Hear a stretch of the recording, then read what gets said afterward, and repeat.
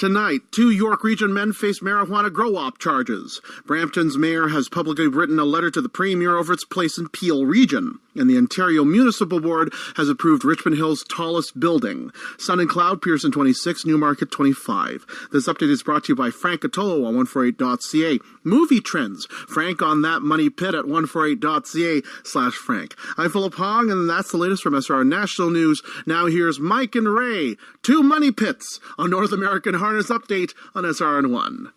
The starter has called the field to the gate.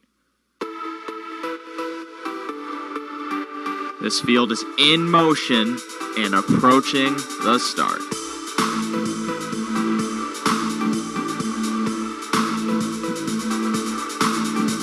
And they're off. And it's a battle into the first turn for control. The battle continues by the half and approaching the far turn. Stride for stride past the 3/4 pole and approaching the top of the stretch. And as they hit the top of the stretch, it's mission brief. Foiled again, Muscle Hill, Captain Treacherous, and Vegas Vacation. Lucky Jim, a rock and roll dance, be a magician. Sebastian K approaches the line. Guccio is coming late, and as they hit the wire, it's too close to call. Now here's North American Harness Update on SRN1. You know, I got a couple things to say, and I'm going to say them. Yeah. Those things that I have to say, they're gonna be said. I'm gonna say them right here, right now. Because myself, I have many things to say. I have a list of them. I have them numbered. 1, 2, 5, and 7. I crossed out 3, 4, and 6 because I decided I actually didn't want to say them. But 1, 2, 5, and 7, they've got to be said, ladies and gentlemen. And if I swear on not only my grandfather's dead leg, but also my grandmother's, and you know that's pure because the grandma, way purer than the grandfather. I swear on my grandma's pearly white earrings that I will say all of that and more, I promise you, because I am a man of promises. I've made many promises on this show. I've gone down on one knee to make said promises, and now I'm stuck paying for this little twerp named Daniel who can't even throw a football straight. You don't curve a football, Daniel. You curve a baseball. Children are worthless. Ladies and gentlemen, there is a lot happening in this world, in my mind and in the arena, because tonight, not only are we going to be witnessing horse racing within the arena, but also some fights, some brawls, some fisticuffs, which makes for exciting radio, especially if you imagine it. But before we get to the racing, a couple things to make note of. Number one, all the things that I said I'm going to say on the itinerary, that's important to keep in mind. We will be going through the show, crossing those off, and you can play at home and guess which one of these things on this list that I have said were on the list of things I have to say. That'll be a fun game.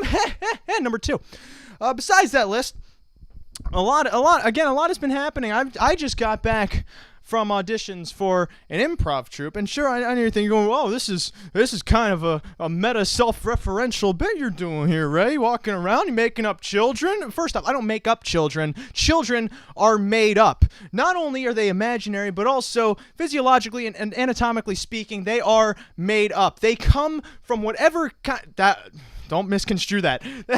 They come from the sky.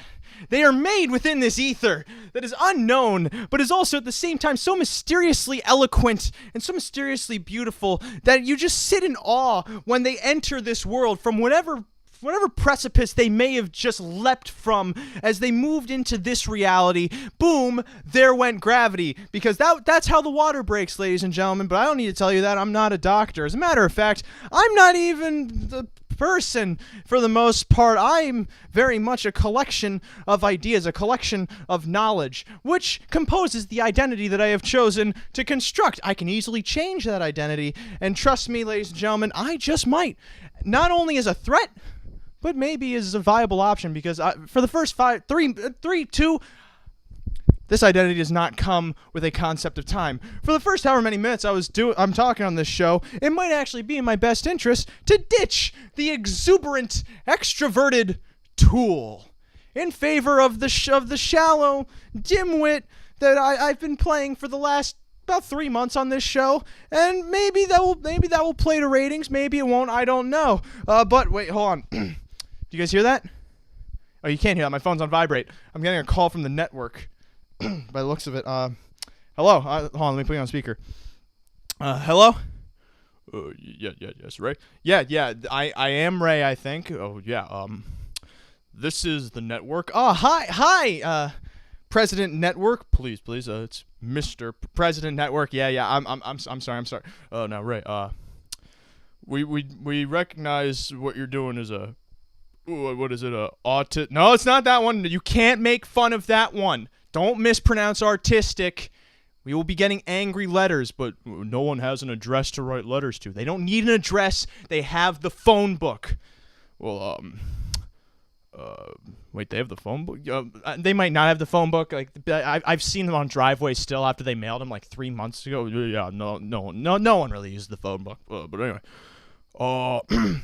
yeah, we don't really we say approve of this new wind you've taken. And we're gonna have to ask you kindly to stop now, Mr. President Network, sir. Or was that your father? Can I call you Jim? You cannot. Okay, I didn't want to push the boundaries. I won't call you Jim. Mr. President Network. How's the wife doing? Well, she's actually right here right now. Can I talk to her? Oh yeah. Honey. Hello. Hi, Mrs. President Network. Oh, please, call me Shirley. Oh, hi. No, actually, don't call me Shirley. It's Mrs. Network. Just call me Mrs. Network. You could have just said that in the first place. Well, it's not made needlessly hard on me and you and the listeners. Well, I guess we're really aiming to try and confuse the listeners as much as possible. I mean, it's actually kind of counterintuitive to what Mr. President Network or my husband is saying, because we actually want them to be able to be on board, because you're here to talk about horse racing. You're here to talk about gambling. I mean, we do talk, Mrs. Network, we do talk about gambling. We do talk about horse racing. It's just we talk about it later, not now, because later is not now, last I checked. And even though that's a concept of time and that may contradict the part of my character that I said earlier on, later is not a numerical form of time. Thank you very much. Quantitative easing, ladies and gentlemen, or more rather, making easy quantitatively. Oh, that was pretty bad. I know it was bad, Mr. President Network. I don't know why you put me on this time slot or on any time slot. Why do you put me on? Period. If you don't want you don't want me to be this new person, this new extravagant Anza of a person, and instead you want me to go back to my old ways, the ways that I regretted, the ways that I didn't like, the ways I felt were actually not entertaining? Well, that's actually exactly what I'm saying. Oh, I should have known. I should have known that's what you were saying, because I wouldn't get a call from you, sir, if I wasn't doing a bad job. No, I didn't say you were doing a bad job. What? I didn't say you were doing a bad job. Wait. So then can I please ask why then did you call me while I was delivering my monologue? It wasn't for me. Boop. Eat that, Mr. President Network. Yeah! Woo-hoo! Oh, crap. The audience didn't show up. They can't cheer me on. Now this just sounds awkward. This sounds like a psychotic creation of my own creation. A figment of my imagination. Come with me and you'll see in a world that's breaking into another song. Oh, we don't need him. We don't need Mr. President Network. Or Shirley!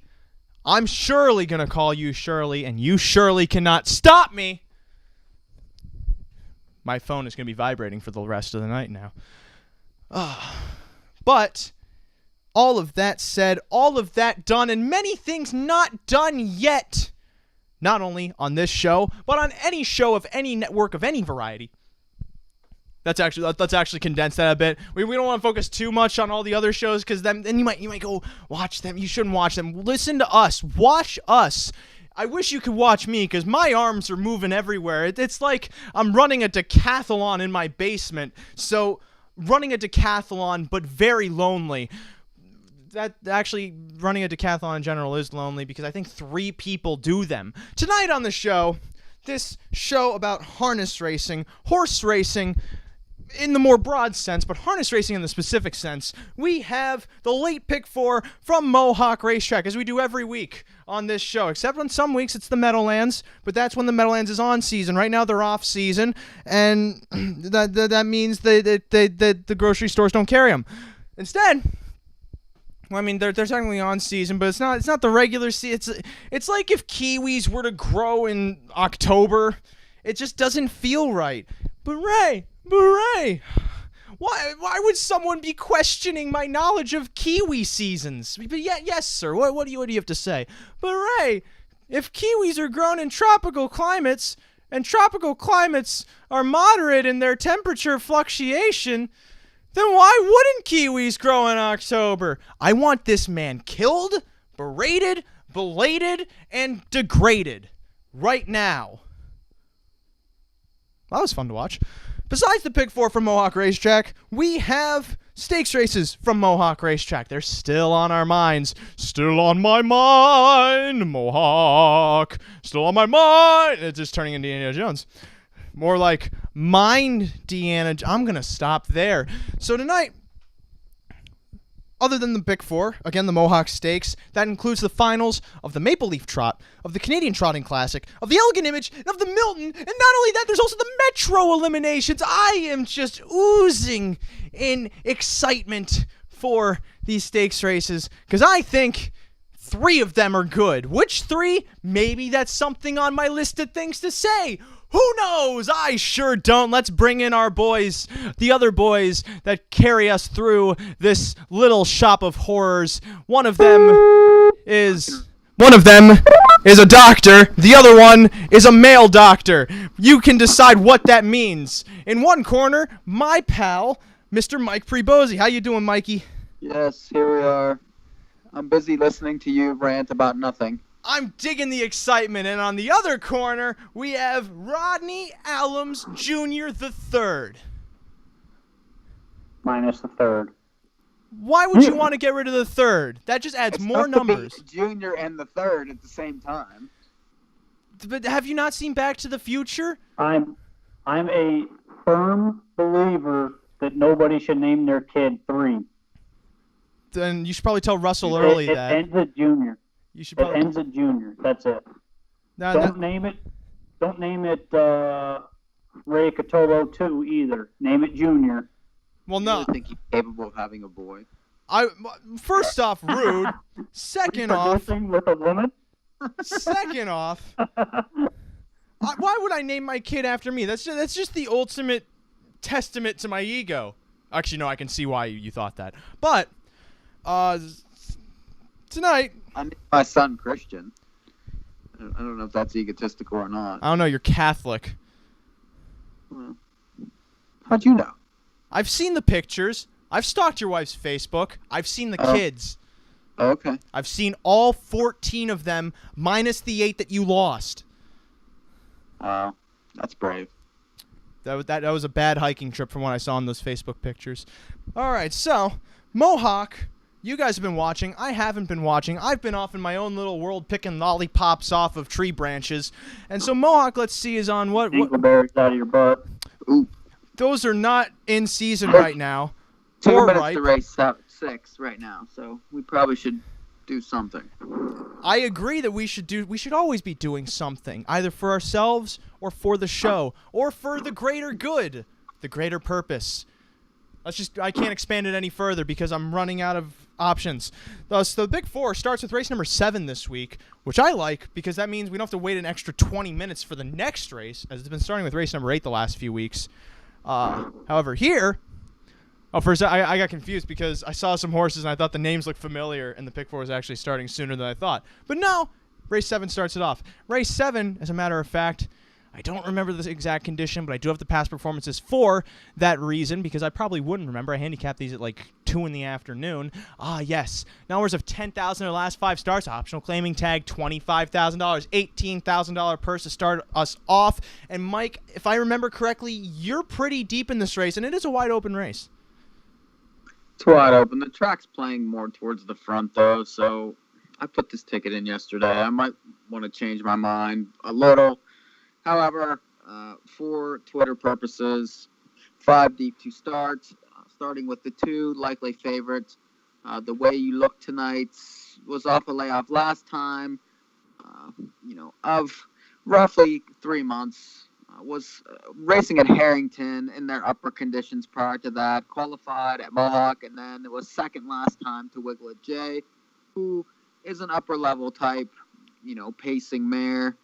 This horse raced very well last time, draws inside, probably close to even money in here. However, if this horse should falter, some of these outside ones have the class to get there. With like the 7 Exhilarated, this horse is dropping on hours of 18,000. Typically a closer, but has faced the PL Hurricane, Darling on the Beach, Bourbon Sealsters of the world, which would be favored in this race. Probably needs a setup, but always comes home, usually around 27, sometimes sub 27. Has the class to win. I'm going to use the 8 Hotspot Hanover's. Had 2 rough trips in a row. Really had no chance last time. This horse probably needs a setup, and it's going to be very long. The 9, Forever Liza. I like this horse 2 back out of the 10 hole, did nothing. Then drew the rail last time in a similar spot, and I thought raced pretty well. Lacked room and finished 3rd. Draws outside again. Likely another decent price. And then the 10 Bernadette, who raced in the Milton last time against Pure Country, no chance there. This horse's 3rd time back. Has a lot of class, made $124,000 this year. Has faced the upper levels and, as high as the preferred at times. 3rd time Lasix, 3rd time off the bench against lesser horses. And 10 hole, probably, if this horse is bet, pay attention. So 2, 7, 8, 9, and 10 to start. Now, Rod, how about you give us some of those hip-hop hits for those 4 contenders you got in this first leg? I'm 4 deep. I went 1, 2, 5, and 7. 1 Voodoo Charm. Coming off a long layoff, 2nd start back. Had a pretty good first start. Kind of just went around at Grand River in the preferred 2. And we've talked about those preferred races over at Grand River. They're pretty good horses. And they're tough races.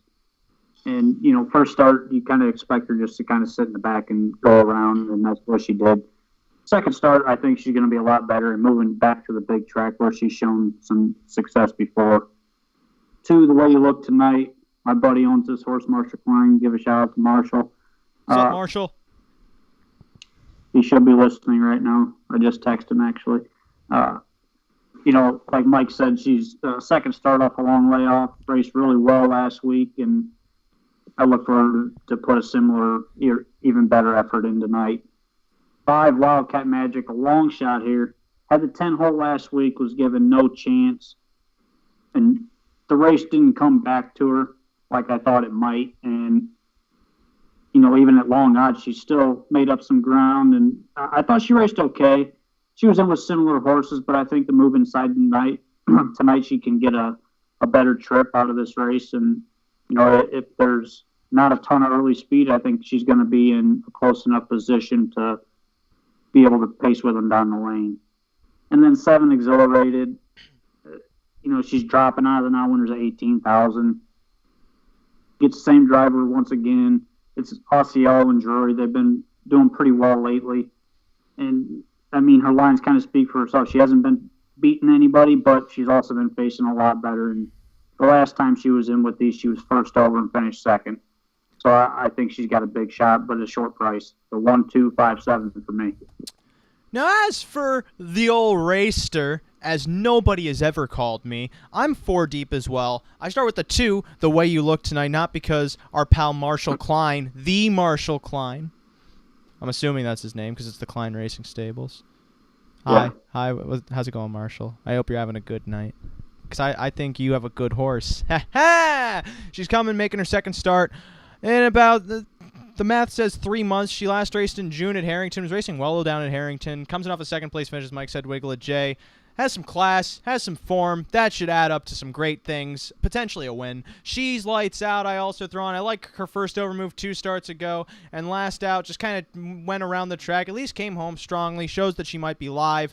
Wildcat Magic, I do agree with Rod. She's definitely an outside contender off of that post relief, because this is another one of those instances of a horse having an outside post and they just went, I'm done. I can't do anything from here. And so then she went and finished 9th, came home in 28 and change. Maybe if she's able to position herself towards the middle of the pack like she did 2 starts ago against an hours of 6,000, she'll have some better luck because she'll be behind more live cover and she doesn't have as strong a late kick as some of these other ones, so she could get involved if that's the case. And then finally I throw on the 9 Forever Lies, who dropped down to this level after racing up at the Preferreds in the hours of 25. I almost didn't use this horse, but I saw that effort in her most recent start in the Preferred. It kind of intrigued me. She was sucked along into contention to finish 3rd there, and then she rode cover against this group and finished 3rd, coming from off the pace. She might be live. She's the only class horse in this race that really interested me, and so that's the reason why I took her over Exhilarated, because quite frankly, I'm not feeling exhilarated using her, or Bernadette, who was, albeit rightfully awful in the Milton, but also at this level is kind of on and off. That said, I am 2-4-5-9 in the first leg of this sequence. Second leg of this sequence is race number 8. It's a non-winners of 4 pacing event, lining up 8. So starting off with Mikey Mike, the Pribozie. Mike, what do you got? Okay, so 3 scratched out of here. So Sept to go. I'm 3 deep using the 2 Mohawk Deja Vu. This horse got stuck in a wicked duel last time. It really had no chance. The entire way was pressured. I thought raced okay, but then the closers came calling, and this horse caved. They went 53 and 3 to the half, and I expect an aggressive try tonight, but there's not. I don't think the early pressure is going to be there quite the same way. And again, here's another horse that likely could be favored. I'm going to also use the 4 External. This horse raced in that same race last time, had the 9 hole, was parked early, was involved in that early mix, and really then likely, got tired from all that, just like the rest of them on the lead. Prior to that, the horse had won 3 out of 4 races against similar types. His 8-1 morning line gets Jody tonight, so I don't think we'll be getting any crazy early fractions. And then the 7 Better's Dream. This horse's 3rd start back. This horse was a very nice 2-year-old last year, and just really hasn't picked it up since turn 3. Has faced better, though. You see Red John, NASCAR Sealster. This horse's 3rd start back. He's going to pop eventually. It's just a matter of him getting the setup. So I'm going to use 2, 4, and 7. Now, Rod, you add on to that because you're 4 deep here. Yeah, I use the 2, 4, and 7 also, but I threw the 1 in there, Maroma Beach. She's going to be a chalk here. I don't like that, but she's got the inside post, which, that's always a positive. And I like that Waples is back on. The horse didn't race well in the Simcoe last start, and I kind of tossed that one because those horses are, 10 times better than these horses. So you throw that started out, and she's right there every week against these. I think you have to use her just because of the chalk. I thought he'd be a lot better in there, though, didn't you? I mean, we kind of like. Yeah, I thought he would be better, but you got to realize the horse is a non-winners of 3, and we did use this horse last week. And he's a non-winners of 3 going against horses like Art Scene and Ocean Colony. So that's tough. It's a tough angle to go with. And, like you said, Mock Deja Vu, the 2, huge first half last week, got roughed up and just quit on the end of it. And you kind of expect that. The 4 External goes from Christophe Roux to Jody. Jody's been hot all night. Horse got beat up last time and pretty much eliminated himself. Then the 7 Better's Dream, 3rd start back. been racing okay against a little bit tougher, and I think he's in a good spot here. This is a pretty competitive race, and I wouldn't be against anybody taking any other horses in here. So I'm 1-2-4-7. Now, I have to agree that it is kind of a tough angle you're taking with Roma Beach, so much so that I just didn't take it. He showed that he's been vulnerable at this level, especially losing to External 3 starts ago.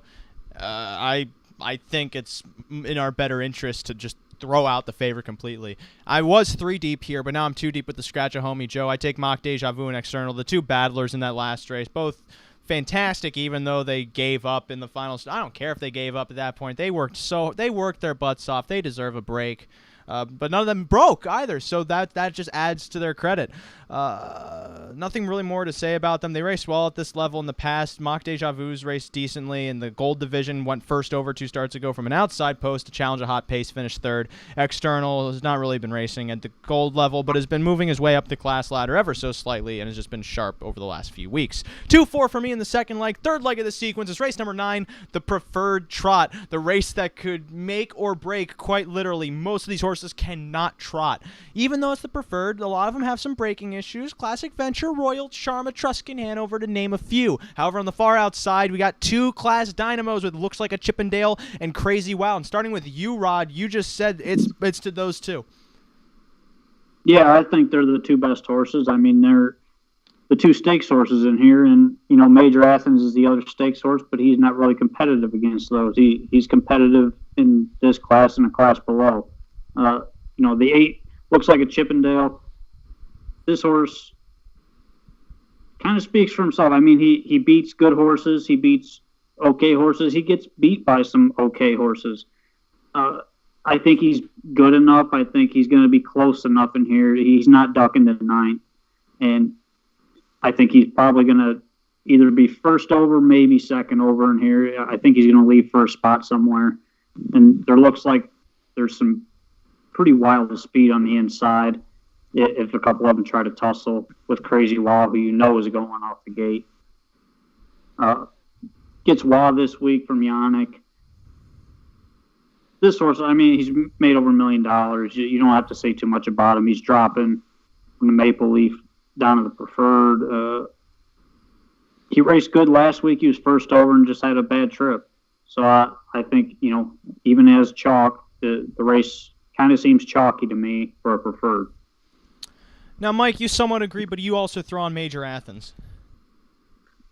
I do. The 8 and the 9 obviously tower, over these. And this isn't necessarily the best group of Preferred horses that can be shown up, because some of the bigger ones that usually race in the Preferred are in the big race tomorrow. So, these are a little bit second rate. The only other horse I like is the 4, Major Athens, who is a legitimate Preferred stakes horse, capable trotter.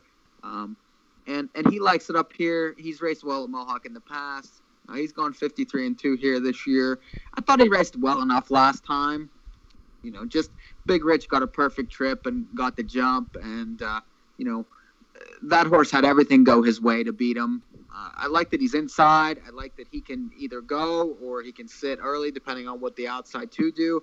I think the outside 2 are vulnerable, especially the 9. I felt like he should have won off that trip last week, and he just caved. I needed him pretty bad. So, and the Chippendale was right where he needed to be last week, too, in the pocket, and really just had nothing to offer. So, a lot of it's going to come down to trip. I do think that the 4 is capable off a trip, so I'll use him and then the outside, too. Well, we know you're needing Crazy Wow definitely influences how you viewed that trip. But I agree, Crazy Wow has seemed flat in his last 3 starts altogether. 2 starts ago, albeit he had to launch from the outside post on a 5/8, tried to get the lead, but still caved at the end, came home in 29 flat. I think he's, of the 2, the worst of the 2. I take looks like a Chippendale as the class horse, just off the fact that he probably should bounce off that race. He was driven a little too aggressively, especially for a horse that likes to kind of just suck himself into the mix instead of being placed into the mix like he was in the Maple Leaf Trot elimination. So maybe in this preferred, they'll drive him a little bit more leisurely, more liberally, and maybe that could possibly pay off. Probably not into much, though, as he's going to be one of the favorites. Major Athens, I agree. He's raced well here in the past, continues to race well here. I throw him on for those reasons. For a price, though, I throw on Whiskey Tax as an interesting horse because looking back at his resume in the preferred, his most recent start in the preferred back on July 25th, was up against horses like Musical Rhythm and Charmed Life. Now, Charmed Life stands out. Musical Rhythm was pretty flat in the Maple Leaf Trot elimination, too, so I'm not really sure how much that start was complemented by his performance in the Maple Leaf Trot Elim. But nonetheless, Whiskey Tax usually races well at this level, and if he gets the right trip, I could see him somehow tripping out in the stretch and possibly getting up at a price, especially if the favorites end up being just flat and have nothing to offer. So I'm 3-4-8 in the third leg. Final leg of this sequence, race number 10, $15,000 condition claiming event for filly and mare pacers, 10 of them lining up. Let's start off with you, Mike, because you take half of them. Yeah, again, another tough race, I thought. And many of them can win. So let's start with the 2. Jimmy's Little Girl drops from the numbers of 30,000 at Grand River, which, are decent type animals. This horse drops into a claimer where, last time was in for 15,000 here at Mohawk, raced, was second, beaten 3/4 of a length, came home in 27-3. So I like the fact that this horse has done well at this level in the past. A closer that's had bad, posts on the halves, and I feel like the race is wide open. So this horse needs to be used. The 3, Royal Point. This horse is coming, from the smaller tracks. Also, again, has had decent lines over at those places. 55-1 at Flamborough is nothing really to sneeze at. He's won 5 times this year, so he's going to be long also. The 5 is a stranger, 50 Shades of Bay. This horse was racing at Ocean Downs and, had won and then came up here to Flamborough and won again. So I like that. Now they're coming to the big track with this horse, so they obviously like this one. Just keep stepping up in class and doing well. And I like strangers in races like this kind of. The 8 is the likely favorite in here. It's no panic. This horse won last time. The same level, has won 2 out of the last 3 and was compromised by post the race before that. Just came home in 29-1 though last time to win. This horse has won 5 times in 71 starts, only made 42,000. So if you want to take 3 to 5 on this one, be my guest. I think, especially from the outside post, that some of these other ones could be interesting. And then the 9, Collective Wisdom, dropped again to the 15 claimer last time, faced the same field as the 8 last time, but this horse was roughed up early, didn't really come home well. Had won 2 races at this level though back in August on the 11th and the 17th, so I think deserves maybe some interest, especially I think after that last line could be ignored. So 2, 3, 5, 8, 9. Now after all of those numbers being put out, Rod, you agree with 2 of them and you throw on another, you go 3 deep. Yeah, I'm 2-7-8 here. I'm really keen on this 2 horse coming from Grand River. Was in that numbers at 30,000, and last start had no chance, got away last. And I mean, if you get away last at Grand River, you might as well go back to the paddock. Right. The race before that got shuffled and was running horses over at the wire. That's a very good price horse in this race and has raced at Mohawk before, and this horse is legit enough to be able to go with these. The 7, I like the 7 a little bit. Followed the 8 last week, but moves inside of the 8 this week, so I think the trip's going to kind of reverse roles here, and I think the 7 could probably get a second over trip, and if that happens, the 8's going to have a tough time going by her, and those 2 are pretty evenly matched horses, I think, and the price is going to be on the 7, not the 8. The 8's probably going to be the chalk here, so I think with the 7, you're looking to be ahead of the 8 top of the stretch and just have the 8 close with you instead of going by you. So You hear that, I'm Randy? 2-7-8 here. Pretty simple. You hear that, Randy? Listen to what Rod says. Guaranteed winner. Also, thank you, Randy, for listening while you're busy tonight. I'm 3 deep here. I'm curious what kind of price we're actually going to get on Jimmy's Little Girl, seeing as we all see the exact same thing. Some tells me that 15-1 morning line may actually not hold too true. No, you're gonna get probably 6-7-1. Which I would gladly take on this horse, especially looking back on August 4th. Look at that second place finish against this group from Post 7. That was a big race, too. Without a doubt, yeah. She came with 27 and change at 9-1, 3/4 of a length shy, finished second. Now she's back here at this level. Also, 3 starts ago, tried against condition stock. Now it was a 4,000. And it was pretty dry there. Still came home strongly in 27 and change, was gaining ground. Lots of positives to go for this mare, especially the drop in class, but at the same time being put up for the claiming tag. Maybe not too appealing, but she's one of the prices here. The 6 every time. I think I'm the only one of us that takes her rather. Raced at this level and for a while now, and it's 0 for 21 this season. Now I see why I'm the only one who has her. But last out, albeit the race totally collapsed and she was able to finish third because of that, maybe the race could collapse again. I don't know. There's some faulty speed. I'm seeing 50 Shades of Bay. I feel like she could possibly cave if she's challenged. Luxury Vacation has some speed, and Mike Whalen, ooh, he's gonna do some whaling, if you know what I mean. If he gets up to that leader, he's gonna pound that horse down. If you know what I'm saying, you know what I'm saying. But every time is usually coming from off the pace, and that's almost to her detriment. But she's always flying home late. And it's just a matter of whether or not her late kick will be strong enough to get her in front. And then finally, the obvious one is No Panic. So reliable, you may not need to panic. She might just end up winning the race with pure ease because she's so far that much of a standout of this group. Has won 2 out of the last 3 starts she was at this level.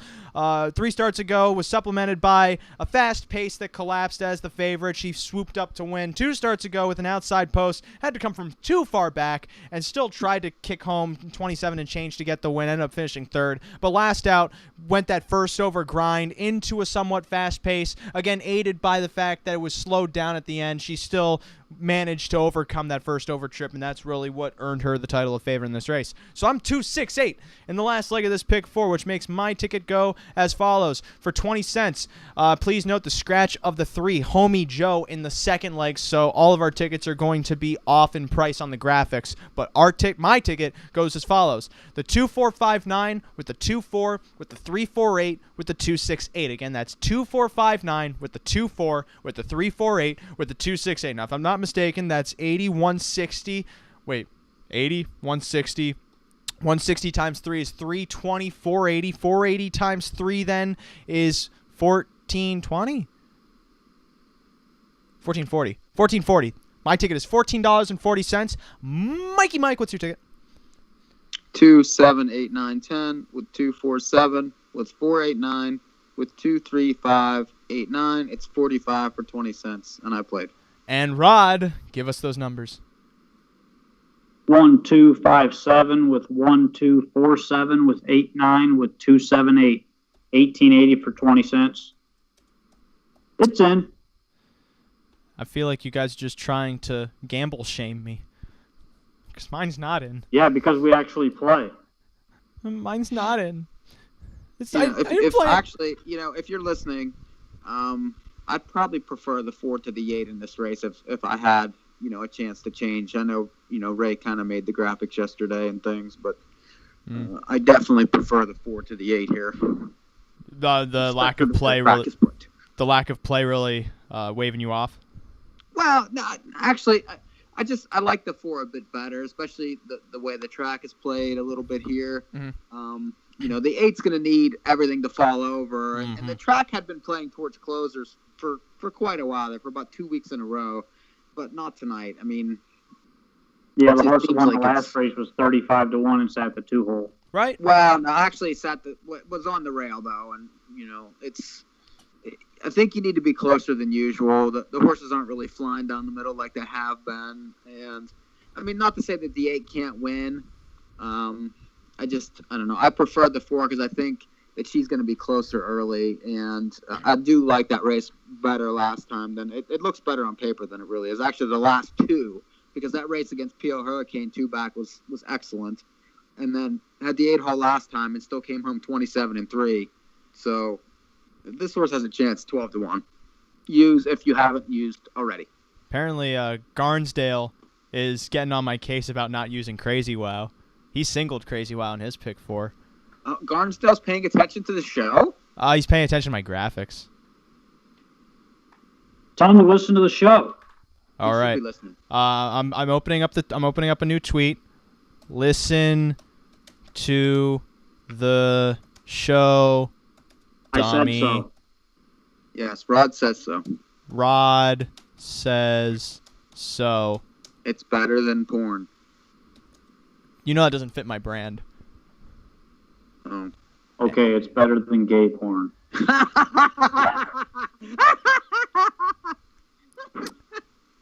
You know, Rod, you are just a man of class. That was the best. Seriously. I That was one of Rod's better lines on this show ever. I am just floored by the eloquent speak and tongue of Rod Allums. Yep. See, now, if you could improv like that, you'd have made it. Oh, yeah. But what my improv routines were missing were a load of gay jokes. Exactly. There's only been one gay joke. One. That's all. Sometimes all you need is one. I don't know. There's this running joke that I will not acknowledge. It's a hashtag that has burrowed itself deep within my shame. Speaking of which, Rod, what happened to that animal? Did you sell it to someone else? Nope. I'm not an animal. Racing. Oh, we're racing now? Are we doing anything? Yeah. Got 9 starts, made 30,000. That's not bad, actually. 9 starts already? And thank you for reminding me. Our pick 4, our Mohawk pick 4 coverage, of course, always brought to us by Often Pacing, the mobile racing app sweeping across not only nations, but oceans. The fish are playing the bejesus out of this, so much so that they started their own religion under their savior, bejesus Christ. These fishies are starting their water stables, their coral stable. Actually, you can't really start coral stables anymore. Good rest in peace, Great Barrier Reef. They're starting their Mariana Trench stables. They're starting all kinds of ocean puns that don't actually work as puns, and that's all with Often Pacing, the mobile racing app on the Apple App Store and on Google Play. Start your own championship stables and think you can actually beat Zingy's Donuts and Horses, because you can't. You just can't. Even when I forget to enter my horses because I'm a busy man, you still can't beat me. You guys can, because you just have better horses than me. Ron was on Mohawk Live tonight with the guys. Oh, yeah, we can call them the boys because they're technically our boys. We know them all, and they kind of know us. Well, they do support the show better than most. Yes, they do. Although I still remember, and I'm still traumatized by when I was at the Meadowlands, and I walked by Chad Rosima. He didn't even acknowledge me. I was hurt because Chad, of course, I'm very adamant, reminds me of one of my favorite comedians, Mike Birbiglia, and I've demonstrated time and time again, he does not look like Michael Bublé. He looks like Mike Birbiglia. And that's a compliment. And so this man, of course, has already he's already on a pedestal. You would know. In my eyes. Of course I would know. I watch comedians. Dare I say, I am one. I do dare to say that because... you better dare to say that. Download Ray's comedy album. Oh, yeah, you can do that. It's on YouTube and Bandcamp. It's called So I Decided to Record a Comedy Album. I showed one of my professors that, and they said, that's nice. Huh. He also does stand-up. And then turned his phone off. First off, it was a laptop, and second off, he minimized the porn. But, Was it Ray porn? how I make my money is none of your business. This race is coming up at Mohawk. Actually pays better. You're not lying. This race at Mohawk. Actually, dare I say you're not. I don't know. I was trying to make a pun. This race at Mohawk is coming up soon.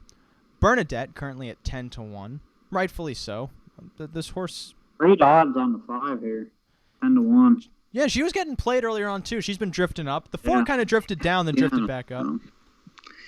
This horse was, this horse was 6-1, and albeit off a win for Knowers of 6,000. Now steps up to Knowers of 10,000, and was 60-1 last time, and you're willing to accept 12. I don't know. I'm liking 12-1 on the 4. I'm loving that. I like the 4s. The 4s, they're betting the 10 a little. So the 9 and 10 are getting a little action. The 7's getting more action than I expected. Yeah, the 7 I think is overplayed. I kind of expected the 7 to take some play here. All right. Just because of the drop in class is going to automatically take play. Money's starting to come for the 2. The 4's trying to jump off the. I don't know what's going on here. Well, the 9's giving up. The 9 wants to go into the fields of barley. He's lost the 4 a little here, though. Where she can meet Sting. Recall today's bets. Recall today's bets! Oh, no. Oh, no, he's got her back. Should I feel safe? I think I should feel safe. I feel safe. She's going to be blasting here. I feel safe. I like that. Here they go. They're lining up. Full field of 10. Filly American Condition Pacers lining up. Current favorite here at 6-5. The 2, The Way You Look Tonight. Second choice at 5-2. The 7, Exhilarated. Third choice at 7-1. The 9, Forever Liza. This is the 7th for Mohawk. It's in motion and approaching the start. Often pacing, a slew of levers inside the favorite. The Way You Look Tonight moving out for the front from the center. Exhilarated on the far outside. Bernadette as they're 5 across the track past that first 8th. Caught between horses. Lights Go Out taking 2nd. She's lights out wide of her 3rd. Exhilarated is parked out 4th.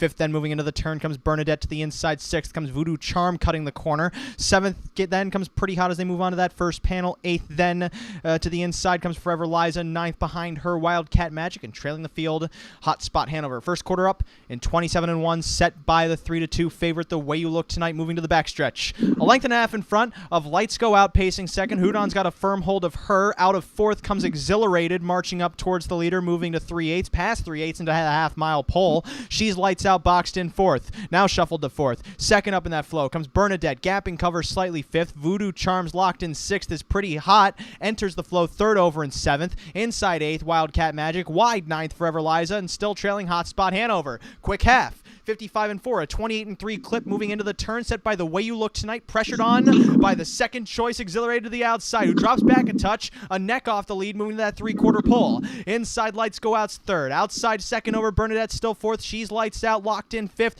Pretty Hot looming wide 6th, ready to tip 3 high as Bernadette begins her move as they come on to 3/4, chasing The Way You Look Tonight. 2 clear of Exhilarated dropping back. Inside Lights Go Out. 1:23-4 for that 3/4 time. The Way You Look Tonight with an advantage of 2 coming through the stretch. Down the center of the track, Bernadette behind them in between horses. Exhilarated as The Way You Look Tonight drifts out. Looking for room. She's lights out. Lights Go Out to the inside, and Voodoo Charms weaving through late, but in deep stretch. Coming to that 8th pole. The Way You Look Tonight holding sway, and The Way You Look Tonight pays off as the favorite. Exhilarated 2nd. Lights Go Out 3rd. Pretty Hot 4th to the outside, and 1:51-3. That was exciting. Marshall gets a winner. Well, this is the way the track has been, and it's not that big of a surprise. You could see why everyone. The 10 was out the entire way, trying to get close, and the 4 was loaded the entire. I'd like to bet this one back for sure. You'll get a good price too. People won't. Was jumping over them in the stretch. 2, 7, 3, 6, 4, 5, 1, 9, 8, and 10. That's the order of finish. I could not recite that because I didn't write it down. Oh, wait, yes, I can. Order of finish in that 7th race. 2, 7, 3, 6, 4, 5, 1, 9, 8, and 10. 2, 3, 7, 8, 3, We 7, don't need the 5, full rundown. Yeah, just forget. 8, 6, 7, 5, 3, 0, 9 is the order of Give it a finish. rest here, Roger. 27 seconds! Oh, that's never mind. Little Brown Jug. It's Little Brown Jug week. Oh, boy. It is Jug Week. How does he have a throat by the end of it? one of the He medical does less than you. one of the medical anomalies is how Roger Houston is able to have that voice still after 30, 40, 50 years of screaming. He's a legend, I'll say that. I want his voice box and his trachea inside of me. Wow. This keeps getting Sure worse. you do. I think it would just make me more durable. Yeah, you want him to tickle yours. Oh, boy. We're coming off the rails here tonight. Full of the rod, though. That pun does not work. Rod is just full of innuendo. He is innuendo. He's in your endo. But I stole that joke from Whoa. Scrubs. Here we go again. That's a joke from Scrubs. One of the most underrated sitcoms for being overrated. So besides the pick four, which we're all alive in, Whoa. pretty straightforward with a 3-2 shot. I'm like, I went 5 deep to get 3-2. That's great. Don't you That's love Yeah, when I that was happens? fortunate to wonderful get playing. two. Like that's just that inspires me. And I hope it inspires you. See, this is, and I have to say this. This is the problem with putting your ticket in like a day and a half ahead of time because you don't know how the track's going to be. You have no idea what's going on. You're just kind of looking at the race at face value, and that's not the way you should do it. That's not the way you should look at it. You need to, gauge on how the track is on a certain night, and play accordingly. Now, to be fair, you give me the tickets before the cards start anyway. Sometimes.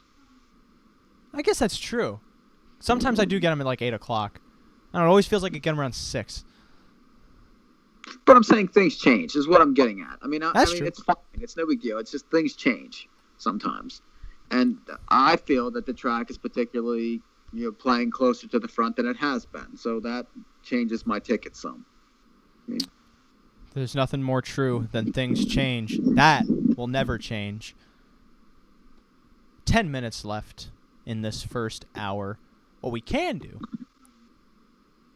is we can go to break early, then come back, roll into that second hour a little bit prematurely, still at the tail end of that first hour, but at the front end of that Let's do that.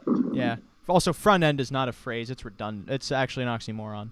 So, we're going to go to break. When we come back here on North American Harness Update, will I hit this pick 4? I think so. No. Maybe. We have 3 possibilities. Find out which one is I'll true. probably hit it, but lose money the way it looks right now. I mean, that's Yeah, that's we the might market. all hit it and lose money. My ticket was only $14. Mathematically speaking, I have the best chance of winning. Whoa. Yeah, well, Actually, I have the best chance I of winning. played a $1 ticket that cost me $24 at Mohawk one night and still lost money for $1. That's a good bet. Yeah, it paid $23.90. Whoa. More North American Harness Update coming up after these messages from not our sponsors. You.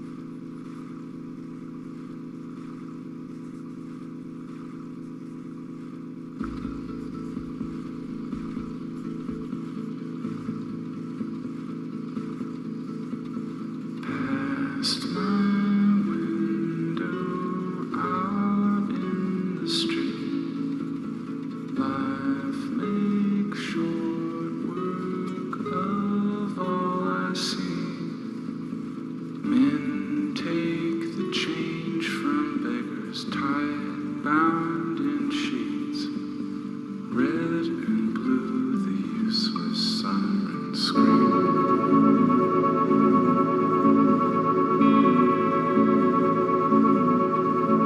Song of masses passing outside, all inside in the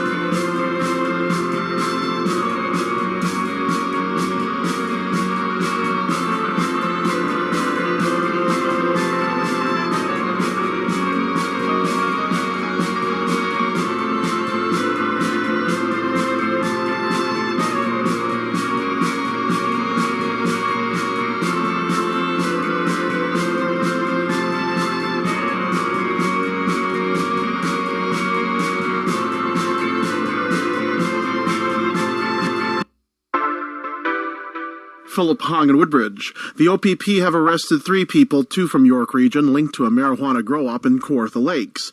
Officers were out on a search warrant in the city northeast of Toronto, finding thousands of marijuana plants, a quantity of buds, and 2 cars on the property. A 62-year-old from Thornhill and a 27-year-old from Stouffville are among the group facing possession and trafficking charges linked to marijuana.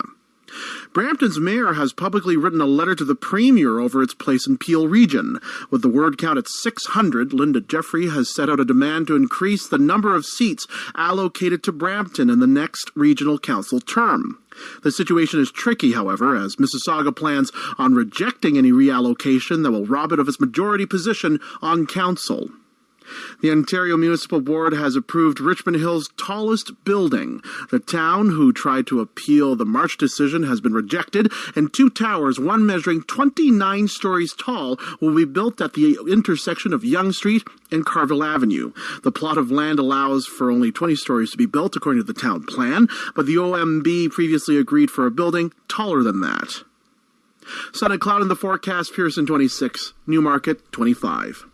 I'll have more updates on SRN1. For now, I'm Philip Hong. Thank you, Phil, and welcome back to more BoJack Horseman. I am your host, BoJack. Now, for those you don't know, back in the 90s, I was in a very famous TV show, and that's as much as you need to know. Now, don't you forget that I am more horse than a man, or maybe I'm more man than a horse. That's not really for me to decide at this point. However, I know with me are Mike Pribozie and Rod Allums Jr. Welcome back.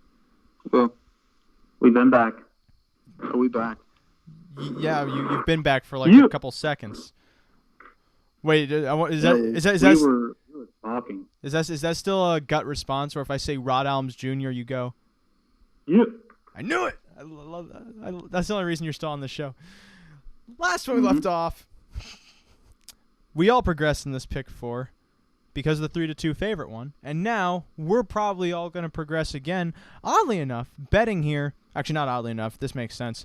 Favorite right now at 3-2 is the 2 Mock Deja Vu, and the second choice at 5-2 is the 4 External. Maroma Beach currently at 7-1, so the public agrees. Probably sucks. Well, I think that, that last line is pretty difficult to overlook. That's true. So, I mean, albeit against the better types, just didn't have much in there. So, came off of 50-3, and maybe bounced a little there. Maybe it was the post. Could be a lot of factors. So, although we'll see. 7-1 interests me a little bit more, but for pick 4 purposes, I think we still made the right move. I think a lot of people might have still used him. And 7 is taking action also, which I'm curious. Why do you guys like this I like 7? Why not? I have to remember why I don't. Okay, 2 starts this month. This is his 3rd start. That's okay. 2 starts ago, at least gained ground, but last out chased. I didn't like the chase. That's it. Those are better races. The horses this thing was in with were way better. I don't want to say way better, but they were better horses. So you're saying you won't take Maroma Beach, but you will take Better's Dream, and I Beach. have Maroma Beach. I know, but I'm also saying that to Mike. Well, I just didn't like Maroma Beach's race last time. Mm-hmm. I didn't like what I saw. There was, I thought the horse was flat. I like this horse. I bet him into the better horses last week, and he was flat as a pancake. So that's what I don't like. It has nothing. It has nothing to do with what this horse has been facing. I just feel like that, he was flat last time, and I didn't like that, so I don't want him tonight. You definitely want your horses to be a lot more like waffles. That's for sure. Yes. I like fluffy pancakes, though. All right. So. I silenced everybody. Yeah, I don't even know. That analogy it's over my head. That is a line that's part of one of my favorite routines of just out of context sentences. If you're walking by someone and you overheard that, if I overheard that would make my day. I would have a blast with that. I wish somebody would just film me on the street, honestly. I mean, I'm looking. I don't know if I'm looking to take on a 3rd or 4th show. I'm already working on 3, including this one. Well, there you have it, Rod. Yeah, I can't do anything for you. I didn't say you can't handle a camera anyway. I can handle many things, and I'm just playing into you. Oh, I should probably stop that sentence there. 8-5 on Mock Deja Vu. This is a horse I feel like I've seen before. 5-2 on External. Roma Beach taking a crap ton of play now. 3-1. Everyone looked up, was like, "Oh my God, he's 6-1. We got to play." And now he's 3. And now they're all going to in unison cancel, and this horse is going to be 8-1 in a flash. That's how. No, he'll be 2-1 in a flash. Well, I wasn't assuming the horse was going to get more play. I thought It it would will. get less. He's 5-2 now. Oh, that's actually. I guess that's okay. Price on the 7 is drifting. Because the 7 will be drifting off the track. He won't finish. To the winner's circle. No! He won't. And I say that not only as a handicapper, but as a friend. Because it hurts me when you guys use horses like this. Those of you They're clearly listening right now, Ray is completely against the 7 here. Whatever you have in your account, bet it to win on the 7. Hey, Rod. I used the 2 in the last race. And what did the 2 do? What kind of odds was he? Oh. That don't count. It's taken him a while to go to the post for this race, because after this race, then we're going to roll into the stakes. They got about a minute or so. Minute and a half. And we aren't going to roll into those Trump stakes, because those are low-grade cuts. They aren't even prime cuts. They're sub-prime cuts. They're primenial cuts. Is that a word? I feel like it is, but not in the right context. Aha. 6-5 now on Mock Deja Vu. Bettors are really digging the Vu.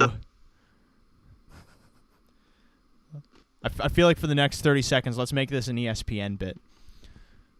Now, these horses are getting ready to go behind the gate, go for their riches, go for all of the... Oh, I can't say that word on cable television, but we're getting a live look here now at the 2 Mock Deja Vu. Now, we've seen this horse before. We've seen this horse again, and we're going to see this horse again right now. 6-5 favorite, this guy, and just look at him. Look at how composed he is, how he's created, how he's made. One leg goes in front of the other, and it just keeps moving on like that, and he's moving forward. But now we got to look here at the 5 Mock Messier. Rod, give us your insight. What do you think of Mock Messier here right now? He's a little loafy in his stride. You think he's got potential?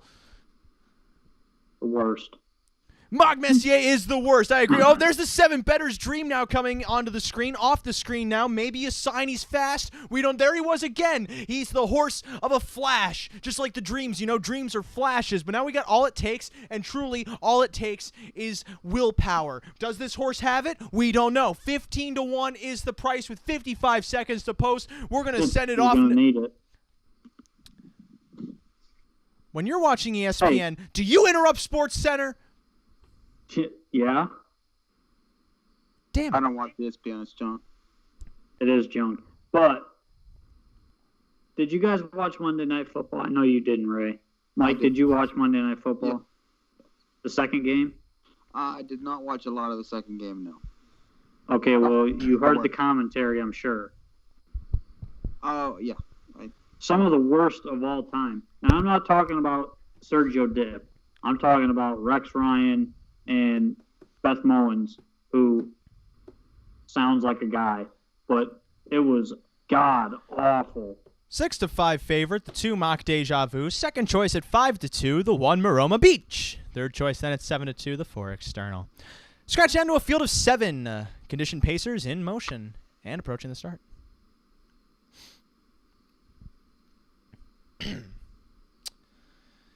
Off-and pacing, Mock Deja Vu grabs the lead. External moves up to challenge alongside. These 2 tango once more as Maroma Beach yields to them at the inside third. Gapping fourth, Mock Messier as they pass the first eighth, move to that first turn. It's another 4 lengths back to All It Takes 5th, in front of Better's Dream 6th.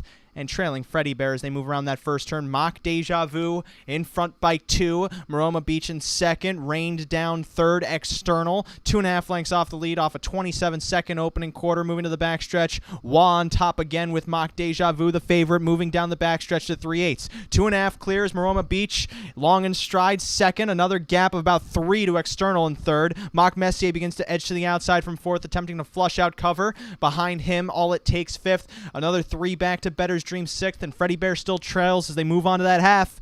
Mock Deja Vu in hand, in front through a 54 and 2 half, 27 and 2 for that second quarter. Moving into the far turn, Mock Deja Vu 2 3/4, now 3 in front of Maroma Beach, trying to tighten that pocket in second. Third, then External. Back fourth, Mock Messier still to the inside. No one moves overland yet as they're chasing the sprinting leader. Mock Deja Vu to 3/4, still in front as Maroma Beach chases. Back third, External. Plugs are pulled now. He moves to the outside to try and track down Mock Deja Vu, past 3/4 in 1:22 to the top of the stretch, in front by 2 from Maroma Beach in second. Outside External, deeper on the track. All It Takes behind them. Mock Messier as they come onto the 8th pole. Mock Deja Vu holding command. External is narrowing in on the outside. Mock Messier weaving through late, and then deeper on the track. All It Takes 8th pole. Mock Deja Vu. Mock Messier to the inside. Outside External. Mock Deja Vu holds on to win. External a length back second, to the inside Mock Messier third, 150 and 1. Crap. What do you think he was doing on the 7 there? Losing. I mean, watch the drive towards. I mean, I just don't really know what he was thinking. Are He you was in, he surprised was by out. the drive? He wasn't winning, but he just. I mean, he didn't give him much of a chance. Well, the horse He doesn't. gave him 0 chance. Was that a pun? Because his name is Zeron? Wah seems to these are nights that Wah dominates because he knows the front's good. He just goes. He doesn't care. Well, doesn't he always go? He just goes. Well, He wins. the other thing to keep in mind, too, with the track being somewhat front, as you've been saying, 7 does not have a lot of speed. No. Oh.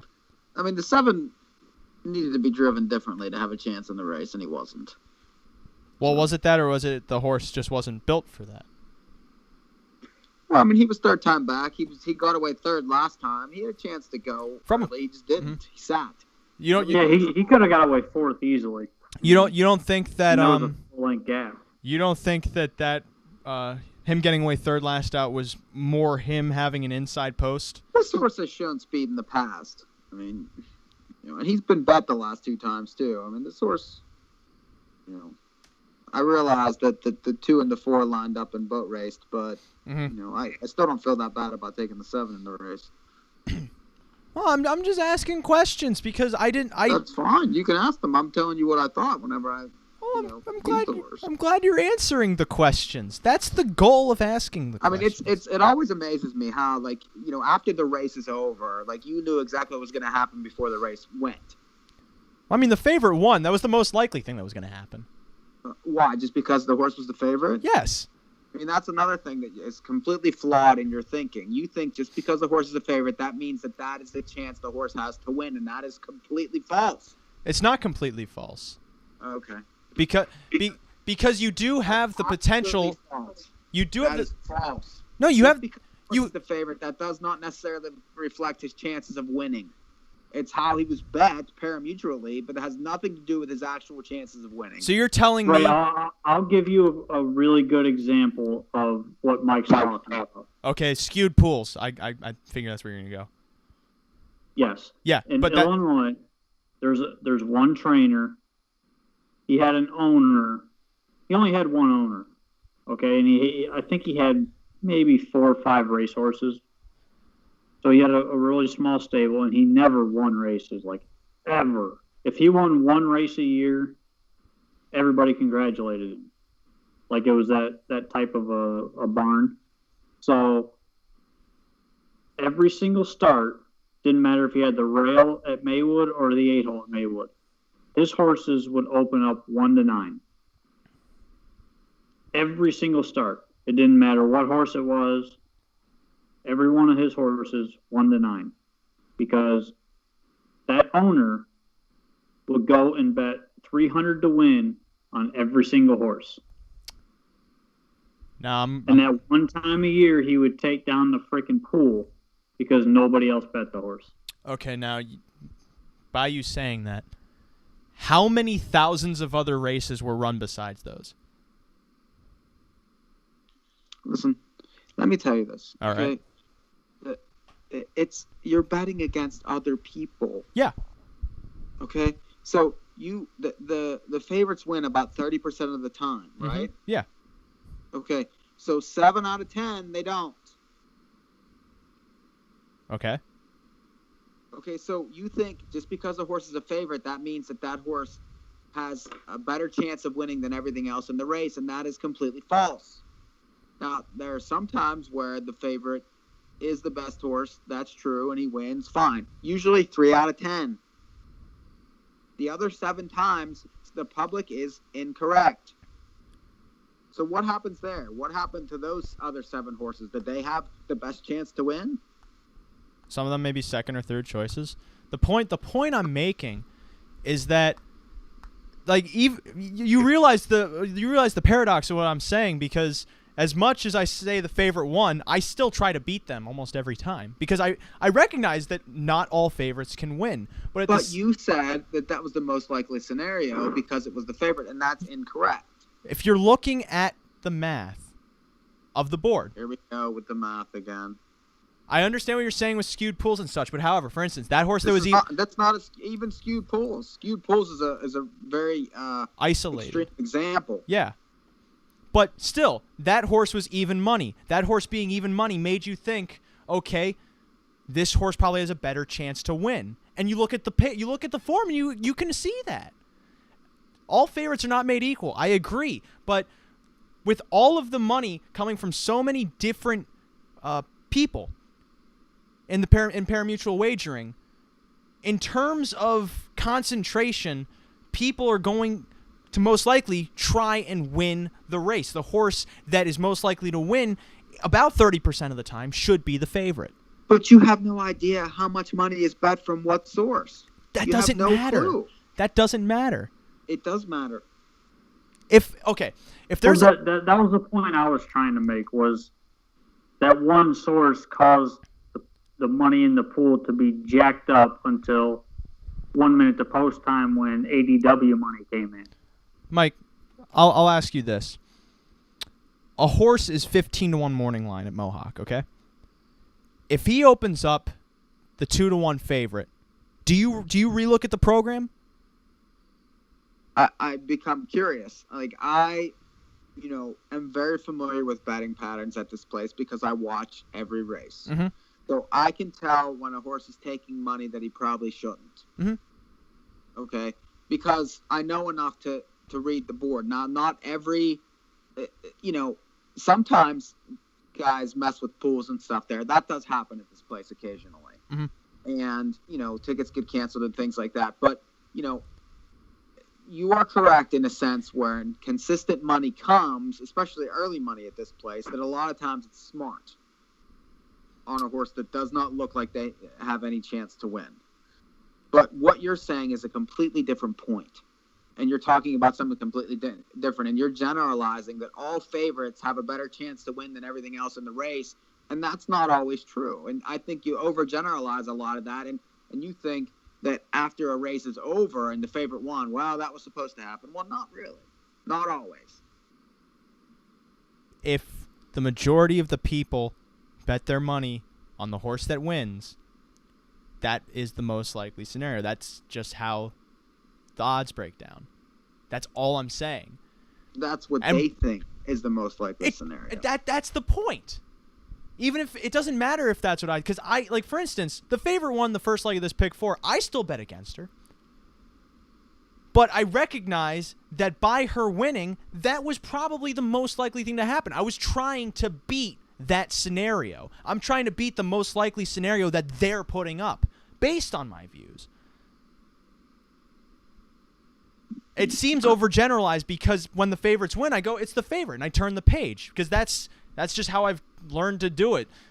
favorites win more often than I win because they're the favorites. They're the better horses in theory. In theory. I understand not all races are made equal and such, but there are certain laws that both parimutuel wagering and probability fall towards. We gotta move on. It's an interesting discussion that we have a lot, and every time I'm wrong. But no, I never said you were wrong. You said it was false, completely false. I feel like sometimes when you overgeneralize things, that I think you have to treat every race as a separate entity, and not overgeneralize every single race as well. This is what was supposed to happen every time, and I just feel that that's untrue. And there are many, many, many instances where the money is bet incorrectly. But there are also many others where it's bet properly. Maybe this race is here one of them. Crazy Wow's the 2-1 favors. They're parading right now for the 9th race at Mohawk. Current second choice then at 7-2 is the 4 Major Athens. Third choice at 4-1. The 8 looks like a Chippendale. Now we have some time before this race goes to post, probably 5 or so minutes.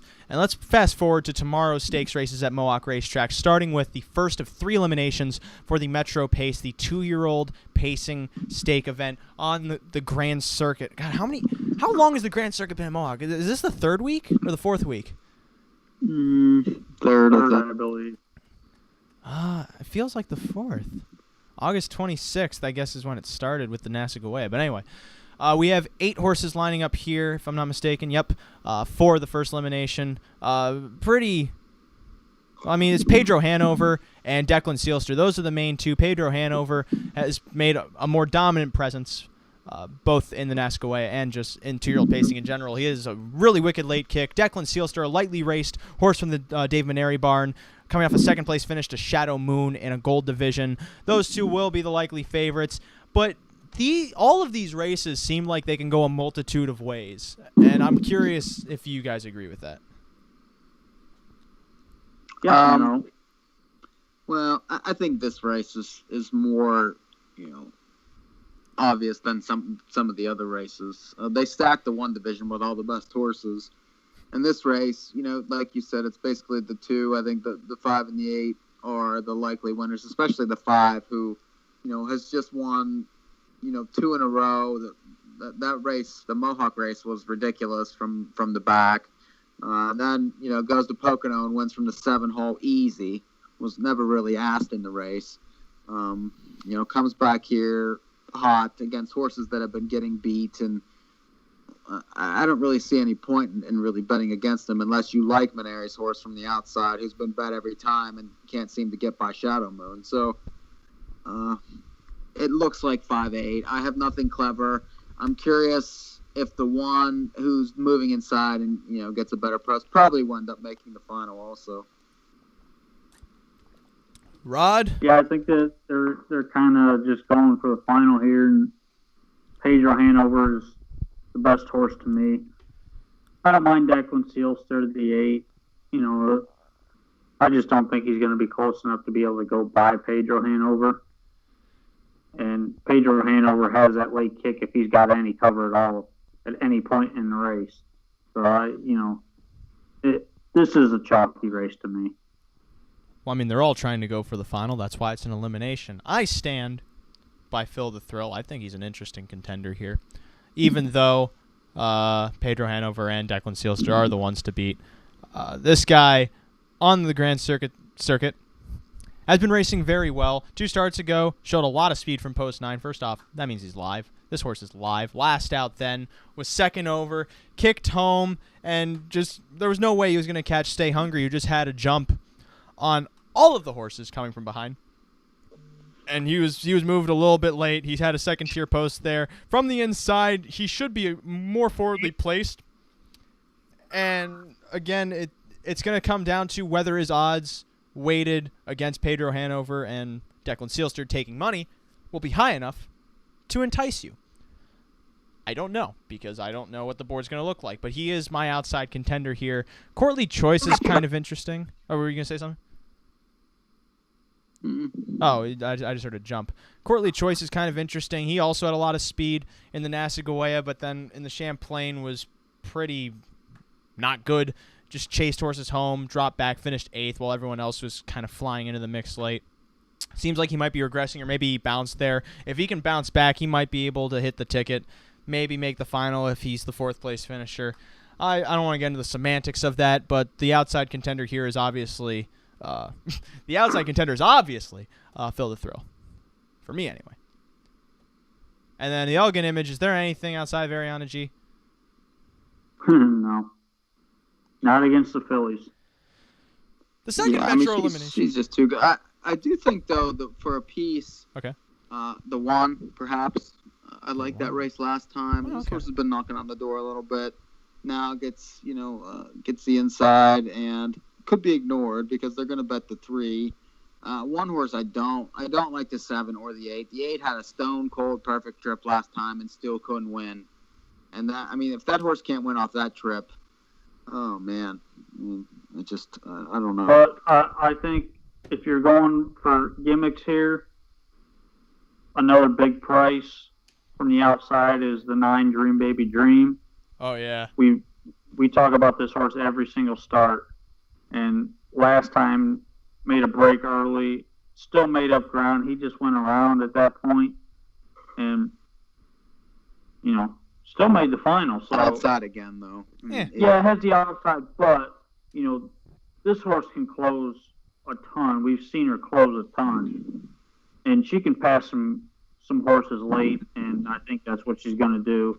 She just got to be drug up into it a little bit because Ariana G is going to be out by herself. What about the 10? Don't use the word drug. What about the 10? What about the 10? I think the 10 has a chance to hit the ticket also. Yeah, I mean, 10's got to leave. That's the only thing with the 10. If the 10 doesn't leave, I'd say she's got no shot. But if he gets her way off the gate, money. Right, if he gets her way off the gate, I think she's got a shot to hit the ticket somewhere. It's a good gimmick race as long as you're not playing Ariana G with Dream Together or with Magic Presto or Feed Your Head. You got to play somebody else because those gimmicks are not going to pay anything. The one thing I have to say is with Feed Your Head, a perfect trip for her has always been Pocket. The lead, I mean, she won that Tompkins division, but... Did you watch the race last time? Yes, I did. And Dream Together... Okay. I told you, Dream Together, if she got out, is just better than this horse. Period. And that's what happened. I feel like, off that trip, especially, with the Pocket busting right behind her, she needs to finish that race, and she got run over. I mean, it wasn't close. Buy a better horse. Buy a better horse that hadn't won a race and, had won one race out of 8. I mean, this horse doesn't look that much better to me on paper. She's nice, but she doesn't get a lot of wins. I'll say that. I also don't think you're giving her as many excuses as I am. Because she's earned them. Those 2 races at Mohawk, for instance, she could not get out. Hambo Oaks, she's first over. Elimination, she's too far back. 3-year-old Open, she's too far back. And then those other 2 races at Mohawk, she wasn't even as good as she is now. She got a perfect trip last time and beat a horse that fell over. All right. And you're going to take 2-1. I mean, I'm probably not going to take anything. I'm passing the race. I'm just inputting my input as professional handicapper that I am. Mm-hmm. Also, if I'm reading this correctly, Rod, you're driving Dream Baby Dream? Wow. No. What do you mean? It says Rodney Allum. No, it doesn't. It says Allen. Oh, damn it, I read it wrong. You can't even read. The second Metro Olymp. Don't you talk about my weed. Race number 4, like I'm on weed, is second Metro elimination for the 2-year-old Pacers. There's no other Metro elimination for any other kind of species of horse. We got Stay Hungry, which I am right now. I'm starving. I'm famished. And there's also Summer Travel to the Outside, making his first start since August, when he set a stakes record in the Dreammaker series here at Mohawk. has since scratched twice, once in the Nesquay and then in the Champlain. One for sickness, the other for technicality of some kind. So then, all of that in mind, Stay Hungry as a favorite. He's improving. He's making his third start. What do we do? This Going again.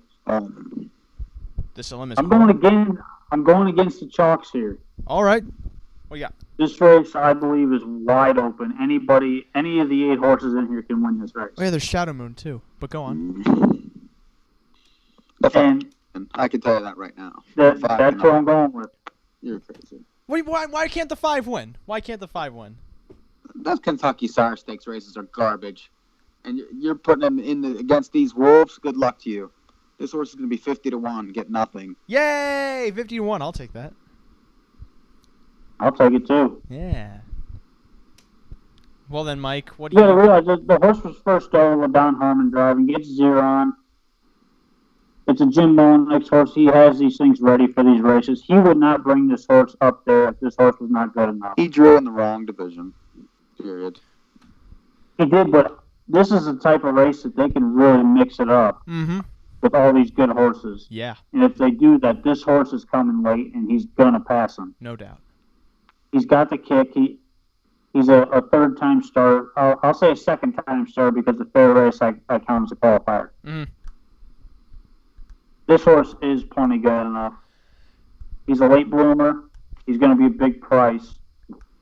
I think he'll trip out in here with the race that's really speed heavy. That's my pick. I'm gonna have to cut you off. We'll get back to that elimination of the Metro. The 9th at Mohawk is in motion. Current favorite here at 4-5. The 9 Crazy Wow. Second choice at 7-2. The 8 looks like a Chippendale, also at 7-2. The 4 Major Athens. Field of 9. In behind the gate, in motion, and approaching the start.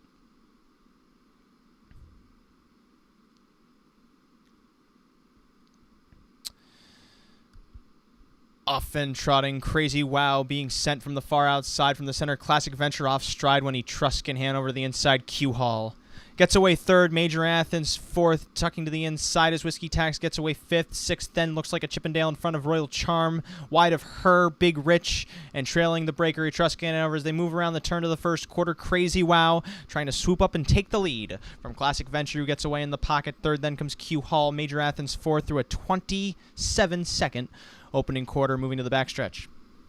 Crazy Wow in front for Wah. 2nd comes Classic Venture, another length and 3/4 then to Q Hall. 3rd. 4th comes Major Athens on their way to 3/8. Whiskey Tax is 5th. 6th comes looks like a Chippendale, and there's another 2 to Royal Charm, 3rd to last rather. Big Rich 2nd to last, and trails the pack while Etruscan Hanover trails the field. Half mile bound, Crazy Wow still in control, slowing the tempo as Classic Venture rides Wah's helmet 2nd. 3rd comes Q Hall, 56 second half, 29 flat that second quarter. Flushed out Whiskey Tax from the back, moving uncovered around that far turn, 3.5 lengths off the lead, moving up to 4th now. Inside Q Hall, shuffled back Major Athens, 2nd over in that flow comes looks like a Chippendale. 3rd over then Royal Charm as they're trying to catch to 3/4 Crazy Wow in front of Classic Venture. Whiskey Tax is looming closer to the outside on his back, then looks like a Chippendale. Locked in Q Hall under a firm hold. Major Athens 2 from the back, 3/4 124 and 4, 28 and 4 to the top of the stretch. It's Crazy Wow holding sway, drifting a touch, room for Classic Venture to sneak up the inside towards the center. Whiskey Tax, Major Athens with room at the rail, and then Q Hall in between them. Crazy Wow to the 8th pole in front. Whiskey Tax to the outside, looks like a Chippendale to the center. Major Athens at the inside trying to trot by. Here's Major Athens taking the lead from Crazy Wow. Looks like a Chippendale rushing late. Major Athens looks like a Chippendale. Major Athens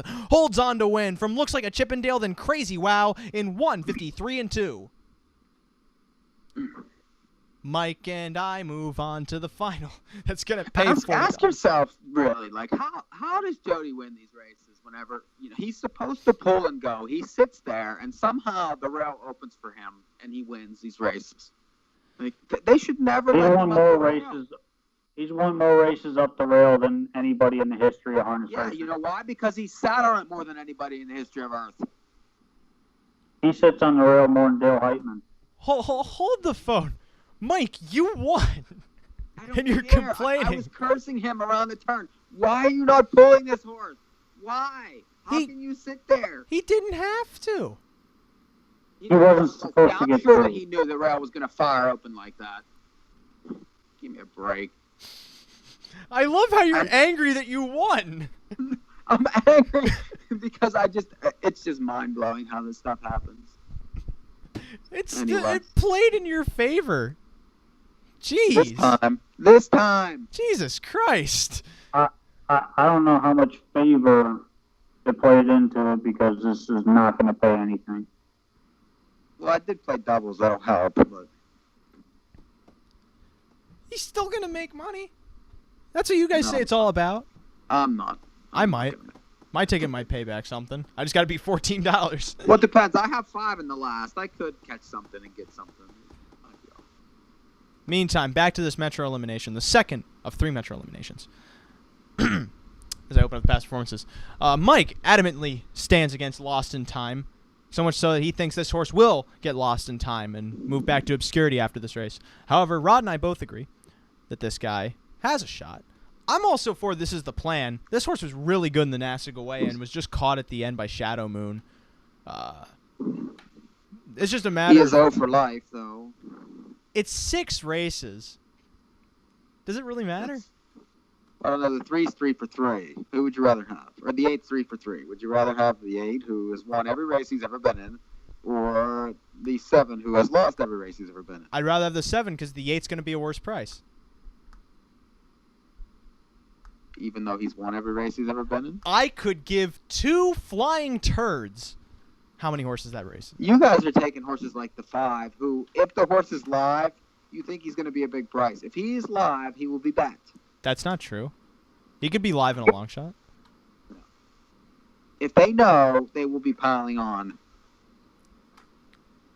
Okay. If you're going to pick a closer in the race, why not take the 1? Why not take the... Who's the 1?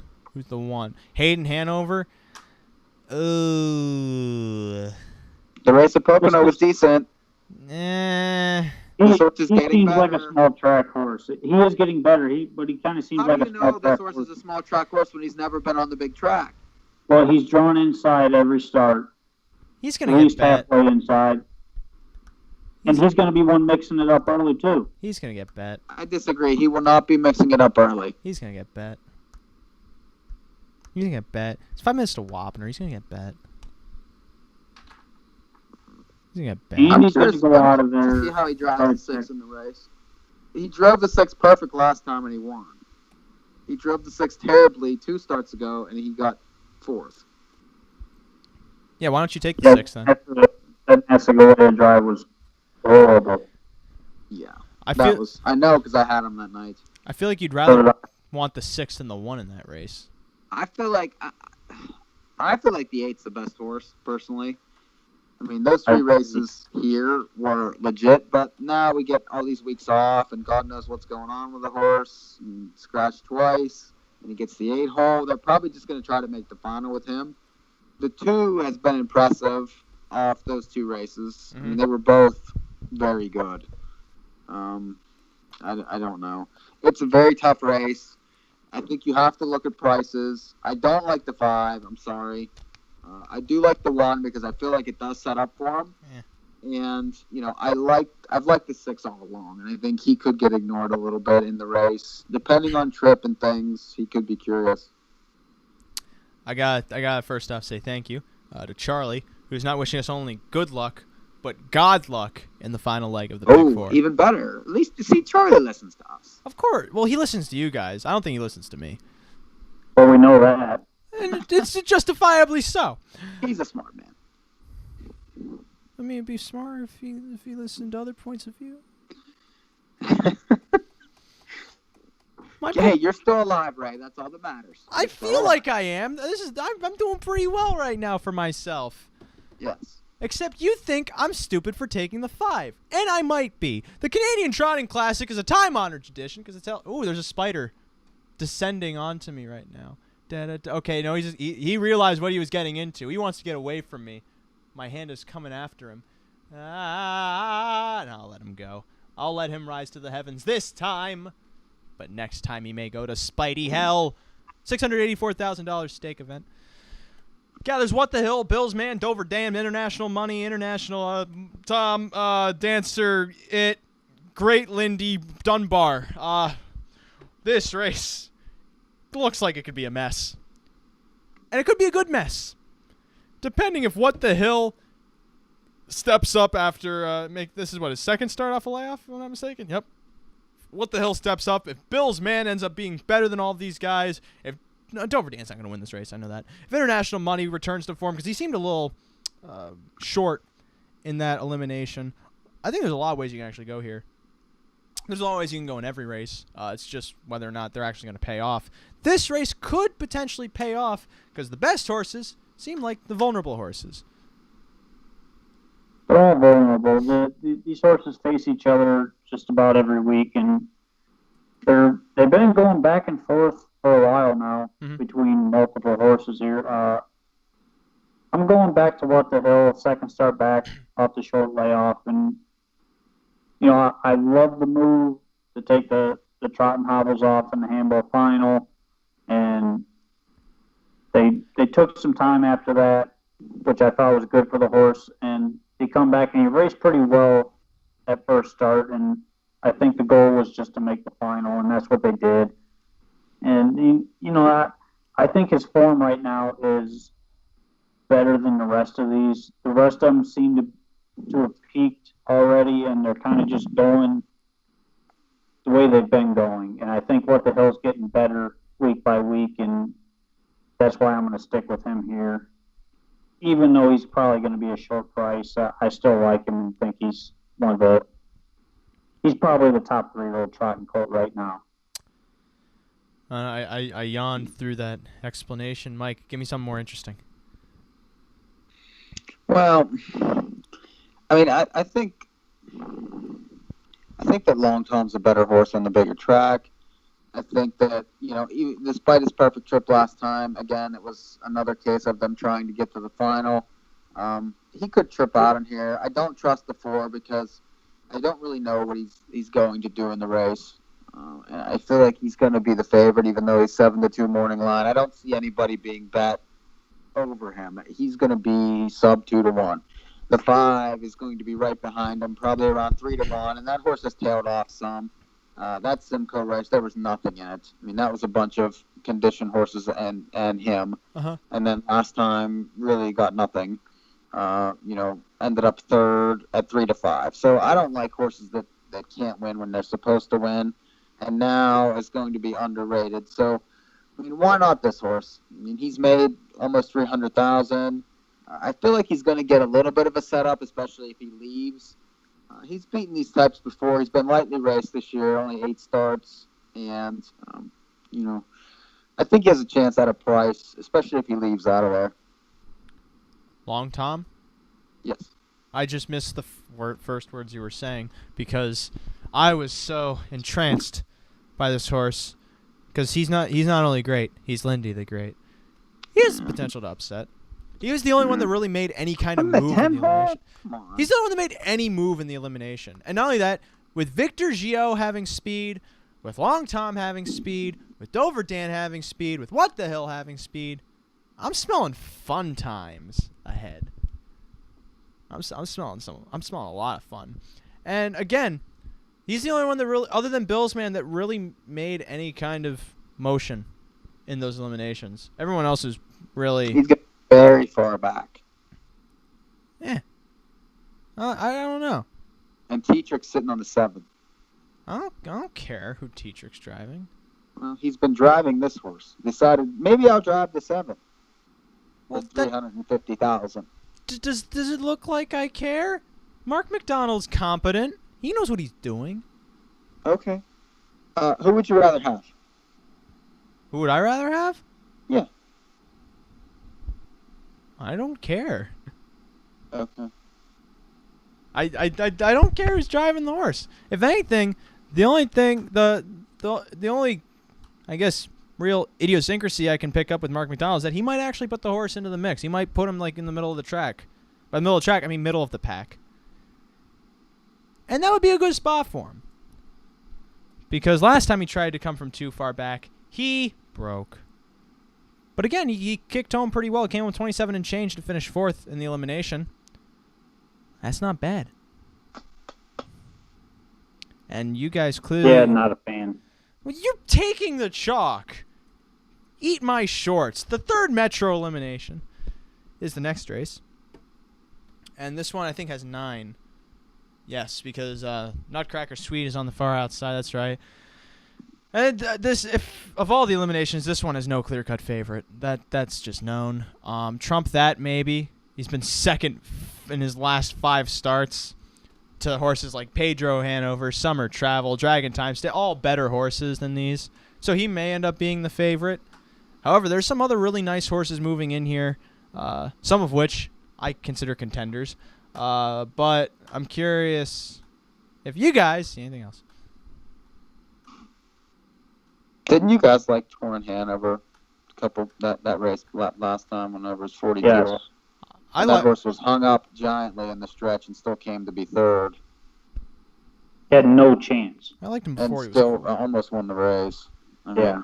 That horse is a very well hidden type in this race for sure. And I like the 4 also. Ooh, we'll take money. 26-2 final quarter last time against Dragon Time, who was perfectly driven at a perfect trip. This horse came from a mile back to be third in there, and seems to be improving. I like the connections. I think some of these guys point to these bigger races, so this horse might not have been fully cranked. Of course, the 6 is going to be in the mix, but likely sitting and getting second, I would think. I agree with the 4, and I agree with the 2. In fact, those are my 2, and I have nothing more to add to that. Yeah, I'm on the 2 again. Last week the horse had a ton down the stretch, had no chance to win the race, and was squeezing, and still almost won at 40-1. So, you're not going to get 40-1 tomorrow. You're probably going to get closer to 10, 12-1, maybe. I think a lot of people might have saw what we saw, and there's really no clear-cut horse in the race. You're going to get sub-10, for sure. Well, either way, I mean, it's still a good value play, and with the amount of pace this horse had last week, I think it's well worth taking the risk playing again against a pretty evenly matched field here. The Milton Stakes is a time-honored tradition, $256,000 stake race. Mare Pacers going to gate for this one, as we're also looking back to see when the 10th at Mohawk will be going off. Currently at 0 minutes, most likely probably at 2. Exactly at 2. I'm seeing it on the teletimer. So with that said, we'll actually hold off on the Milton until after this race. Favored right now, 3-1. The 8, No Panic. Second choice then at 3-1. The 5, 50 Shades of Bay. That name, Shades of Ray. That name makes me gag. Also, congrats on getting the reference, Rod. You win today's prize. We actually make money, and I'll make a fair amount of money if the 2 wins. But no matter what, I make money. I'd rather You have the to 2 win. win. You don't have them all. No, but neither do you. I have 2, which was 183, 3, which is 107, 5, which is 45, which is break even, 8 is $34, I would lose 10, and then the 9, which is 179. I also have $10 double to the 2, which would be close to $1,000. Let's go 2. As I check my Snapchat like the dumb little millennial piece of garbage I am, it's all crap. That's our Snapchat update. As for the North American Harness update, we're just waiting on these horses to go to gate. There's Jimmy's little girl. Come on, Jimmy. Come on, Jimmy. You got anything else to say about that? Got anything else to add? The betting board here is pretty even, I think, what it should be. I don't see any odd plays. I don't know. I see a couple of 2 odd 6 to numbers. 1 on 15-1 morning. Yeah, the 2's getting played quite a bit, but we kind of expected that anyways. 3's being ignored, which I didn't really expect. But Well, we got 45 seconds to go. Final call of the night, and then we got the Milton and the Maple Leaf Trot. Then we're out of here. I'm out of here. You guys can do what you want. Favored here at 2-1. The 8, No Panic. Now up to 5-2. Second choice. Oh, at 3-1, the 5, or 50 Shades of Bay. Third choice then. Right. What? 50 Shades of Ray. No, it's 50 Shades of Bay. And if you could not hear, I was in fact gagging. 5-1 action on every time, and that girl is on fire. Field of 10 lining up for the finale here at Mohawk. They're in motion and approaching the start.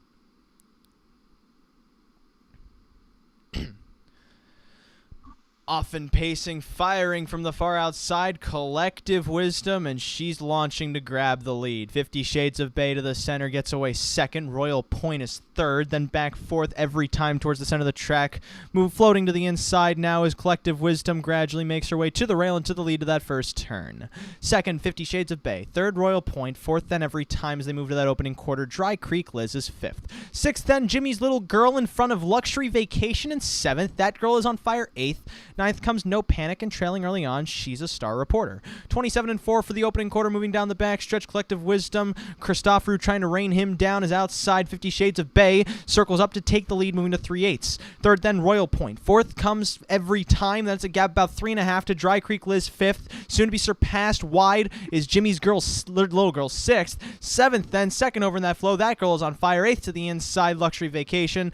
Then in the flow, ninth, No Panic, and trailing, She's a Star Reporter. Slowed half, 57-1, 29-2 for that second clip. Moving to the far turn, 50 Shades of Bay in front as marching uncovered comes Every Time to second. Up to the leader's wheels, McNair calls upon 50 Shades of Bay to 3/4. Dropping back to the inside, Collective Wisdom gaining ground to the outside, second over Jimmy's Little Girl, 3 lengths off the lead. On her back then, That Girl is on fire, moving up towards fifth as Royal Point's caught behind a faltering Collective Wisdom to 3/4.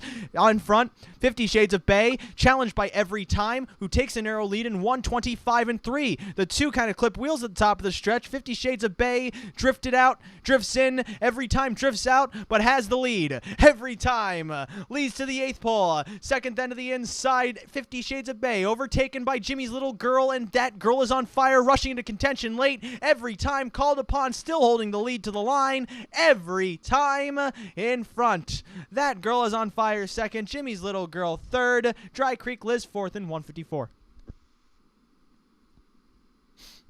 That horse was put into play way earlier than usual, and it paid off. Well, that's well. I mean, he's just better than they are. Oh, yeah. Keep him up close. That's all he had to do. The two had a perfect trip, though. Yeah. You could tell she wasn't going to win, but... Pure Country versus Lady Shadow in the Milton. Does Lady Shadow bounce back, first of all? I hated the way she looked last week. She looked terrible. She was lame last week. I think she's I lame. thought she was about to break down. I think she's lame in general. I don't like her. She's not cool, you know? She ran out really bad top of the stretch last week. Watch the race off the gate. She looked like crap from the start. Yeah, she looked like she's hitting an outside knee, and that does not bode well for a big track. But, I mean, she raced really well. Wait, does that bode well for any track?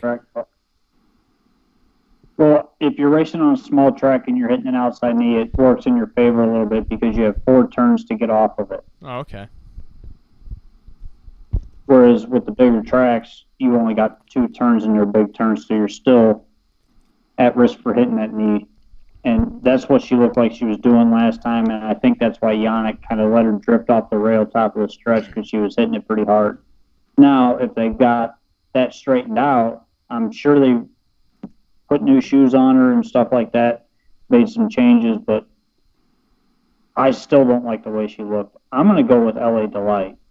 Okay. You know, it's a good price shot. Not a huge, long shot, but you know, the horse raced well last week, got shuffled back and closed late in the Pure Country, who's been on fire lately. I think the horse with the trip in here is going to be tough late in the mile because she's going to be coming no matter what. And she's got the kick to be able to do it. And that's kind of why I like her. I think she's got the post position advantage on some other ones to the outside, and she's got the trip advantage to the ones on the inside. Well, Mike, I know you just stand against Lady Shadow, so much so that you don't stand in her shadow. You try to overcome her. But Pure Country is a favorite. Think vulnerable, volatile, bad? Yeah, I think vulnerable because it's going to be a huge front end. Just because I think it was last Lady week. Shadow, I mean, she's going to go. That's her game. Pure Country, that's her game. Yeah. They're going for the big money. They're all going to be flying. I mean, even Darling on the Beach, that's her game too. Whenever she's right, she goes. I liked the Frost Damage Blues last week. I personally wasn't a fan of the drive, so I'm going to take her again this week, hoping that she actually gets off the rail when it's time and perhaps follows some live cover up into the race and then is able to kick home at about 10-1. And I also thought Staying Between Your Toes was excellent last week again. She's definitely capable against these horses. She's drawn outside. She will be ignored. And I really thought that was a huge race last time. She's good enough, and she's hot right now. So I would be 7-9. I think Rod has a very good point. LA Delight was very good last week also from the back. She's coming back into her, I think, better form now. Those last two races were really good. She's lightly raced, only had 5 starts this year. She could be something. So I'd be using those 3. I feel like Wrangler Magic should do better than she did last week because she was first over last week, and that doesn't bode well for her. She's usually a lot better. What's she going to be this week? She ain't going to get to front. She shouldn't be on the front. She should be stalking, popping off cover, you know? Who's No, going first up she's then? not going to have cover. She'll be first over if she's anywhere. You don't... Okay, first off, who's all leaving? The 1, the 2, the 3, the 7 maybe, The 4, because it's Waugh. the 10 maybe. Actually, no, it's Jameson. It's the 10 now. No chance. But You're right. I don't see the 4 going first over. I just don't. I see the 4 getting No. cover. And again, these are large If the horses. 4's not first over, then she's stuck on the rail and has no chance. You guys just saw Major Athens win. Once in a while that happens. But, In a race like this, going for $250,000, they're not like I don't us, see. Yeah, I don't see. And Pure Country is not a horse that drifts, and she's going to be on the front or in the 2-hole. So, if she's in the 2-hole, she's coming up the inside because Lady Shadow does drift, all the time. and there's not going to be room for Wrangler Magic to come up the inside. She's going to have to find room somewhere on the outside if she's not first over. If this horse runs back to her, Roses are Red, she could get there. She's good enough to get there. Mm-hmm. I prefer others. Darling on the Beach also intrigues me. That was a really good race in the elimination. I think she's much better from off the pace, really, than on the lead. Really? You think that? She came home in 26 and change versus coming home in 28 on the lead. To be 4th. Gained ground. Listen, I didn't like the race 2 back. She was extremely vulnerable in there, and you should have got picked off by Kiwi Focus, who's nowhere near the horse that these horses are. If this horse is good, she'll be up there early. She didn't have to go 48 and change to win a numbers of 18,000 though. Did you watch the race? I don't remember the race. I hit my She head almost earlier got this picked week. off at the end by a horse that's marginal. I think you're overreading the situation. Finally. I think that last year she made 709,000, and this year she's made 27. I think I'm pretty much reading it correct. All